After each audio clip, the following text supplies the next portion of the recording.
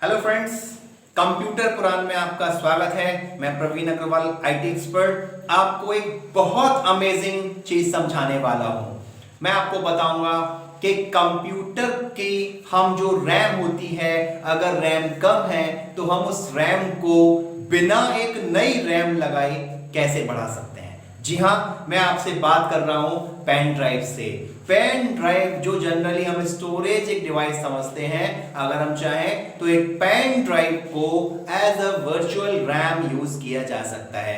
ये बहुत अमेजिंग है और मैं समझता हूं ये बहुत कम लोगों को पता है कि किस तरीके से हम एक रैम को as a virtual RAM use कर सकते हैं। जी हाँ, तो सबसे पहले समझते हैं कि एक्चुअली वर्चुअल रैम या रैम को बढ़ाने की आवश्यकता क्यों।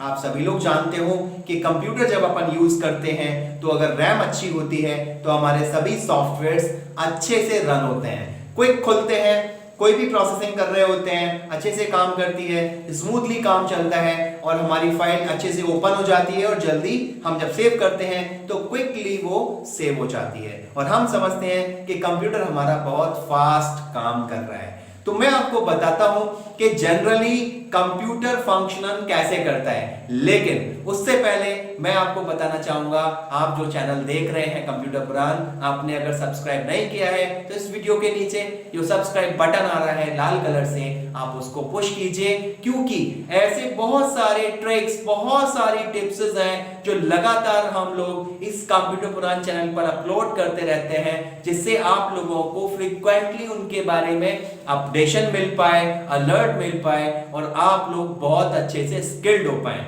तो मैं चर्चा कर रहा था कि रैम को हम किस तरीके से वर्चुअल रैम, अपनी पेन ड्राइव को वर्चुअल रैम को कैसे बना पाए। तो इसके लिए एक बार फिर समझ लीजिए कि सॉफ्टवेयर्स की जो जनरल रिक्वायरमेंट होती है, सॉफ्टवेयर रिक्वायरमेंट का मतलब है, जैसे एग्जांपल लेते हैं कि अक्सर कर मान लीजिए कुछ लोग कोरल ड्रॉ पर काम कर रहे हैं या कुछ फोटोशॉप पर काम कर रहे हैं या कुछ और टैली पर काम कर रहे हैं, मान लेते हैं कुछ लोग, तो उनका सिस्टम कभी कभी स्लो हो जाता है या कुछ पुराना उनका लैपटॉप है और उनको लगता है कि लैपटॉप नया नहीं खरीदना और हमारी रैम भी कम है, हम कैसे काम करें। तो मैं उन लोगों को बताना चाहता हूं कि आप लोगों के पास अगर कोई भी स्पेयर पेन ड्राइव पड़ी हो, और इवन स्पेयर पेन ड्राइव नहीं, कोई भी पेन ड्राइव पड़ा हो जो ठीक फंक्शन कर रहा हो, उसको आप अपना एज अ वर्चुअल रैम बना सकते हैं। तो जैसे मान लेते हैं, मैं आपको कंप्यूटर पर करके दिखाऊंगा कि अगर सपोज कंप्यूटर में जैसे 2 GB का रैम लगा हुआ है और आपको अपना एडिशनल 3 GB या 4 GB या ज्यादा उसको बढ़ाना है वर्चुअल रैम के रूप में, तो वो कैसे बढ़ेगा। एक चीज और छोटी सी मैं टेक्निकल आपको समझा दूं कि एक्चुअली रैम शो उतनी ही करेगा, लेकिन रैम उतनी ही शो करता है प्रॉपर्टीज में जो इसकी फिजिकल रहती है, क्योंकि वो उसकी इनबिल्ट अंदर से इंटरनल लगी हुई है। एडिशनल जो आप लगाएंगे ये तब काम करेगी जैसे ही किसी सॉफ्टवेयर को ज्यादा जरूरत है, 4 GB की सपोज कीजिए, और आपकी रैम कितनी लगी है सिस्टम में, 2 GB की, तो अभी क्या होगा, अगर आपका पेन ड्राइव उसमें लगा हुआ है और वो बूस्ट है तो ऑटोमेटिकली आपका ये फंक्शन उसमें फॉलो अप हो जाएगा। तो आइए देखते हैं कंप्यूटर पर कि किस तरीके से हम एक रैम जो जनरली पेन ड्राइव है, मैं बार बार इसको रैम बोल रहा हूं इसीलिए क्योंकि ये मेरी पेन ड्राइव क्या है, एक रैम है, वर्चुअल रैम इसको बना सकते हैं। आइए देखते हैं।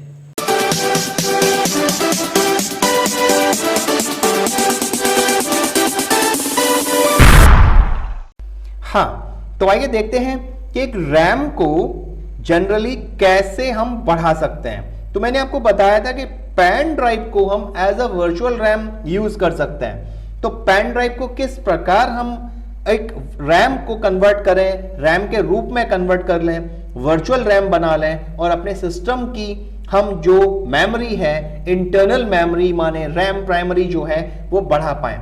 तो उसका सिंपल तरीका है, रैम को पहले आपके पास जो कोई भी रैम पड़ी हो, चाहे वो फॉर्मेटेड हो और चाहे वो फॉर्मेटेड ना हो, पहले समझ लीजिए, घबराने की बात नहीं है, आपका डेटा कोई भी डिस्ट्रॉय नहीं होगा। आप अगर फॉर्मेट करेंगे उसी केस में डिस्ट्रॉय होगा।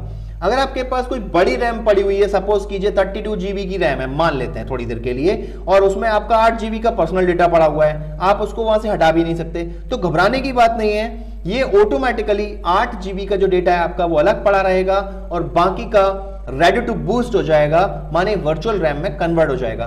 तो आइए देखते हैं इसको हम कैसे करेंगे। तो उसके लिए सबसे पहले मैंने एक रैम लगा दी अपने सिस्टम में। उस रैम को सपोज कीजिए ये मेरा एक रैम है जिसमें कुछ डेटा मेरा पड़ा हुआ है। मैंने अपना पूरा डेटा मूव कर दिया है इस ओल्ड डेटा नाम के फोल्डर में। आप चाहे तो ऐसा कर सकते हैं, मैंने आप लोगों को दिखाने के लिए केवल किया है। देखिए मेरा इसमें डेटा काफी सारा पड़ा हुआ है, उस डेटा को मैंने अलग कर दिया है और रैम जो मेरी है वो अभी देखो 3.5 माने लगभग 3.5 GB का डेटा मेरा अभी इसमें एक्स्ट्रा खाली है, माने जगह इतनी खाली है। मुझे पूरी की पूरी बची हुई रेडी टू बूस्ट करनी है, माने वर्चुअल रैम बनानी है। तो उसको करने के लिए क्या करना होगा अब देखते हैं कि राइट क्लिक करेंगे और हम जाएंगे सीधे प्रॉपर्टी ऑप्शन में। ध्यान रखें प्रॉपर्टी ऑप्शन में जाने के बाद अगर आपको रेडी टू बूस्ट ऑप्शन जब क्लिक करेंगे तो यहां पर ये सीधे ऐसे मिलेगा। मैं आपसे बताना चाहूंगा अगर आपके पास ऐसा नहीं है, यहां पर क्रॉस लगा हुआ आए तो आप घबराएं नहीं, मैं आपको क्विक बता देता हूं कि ये कैसे करना है एक्टिवेट। तो उसके लिए आपको सबसे पहले अपने कंट्रोल पैनल पर जाना है। कंट्रोल पैनल में एडमिनिस्ट्रेटिव टूल्स के अंदर आपको सर्विसेज सेक्शन मिलेगा। सर्विसेज सेक्शन में जाएंगे तो आपको सर्विसेज सेक्शन के अंदर नीचे की ओर देखो एक ऑप्शन आ रहा होगा, इसमें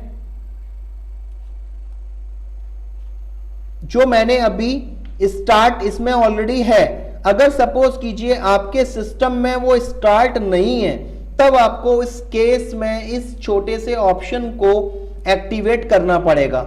ठीक है, यहां मैं अभी देखता हूं इसमें मुझे ऑप्शन ये आ रहा है वर्चुअल डिस्क।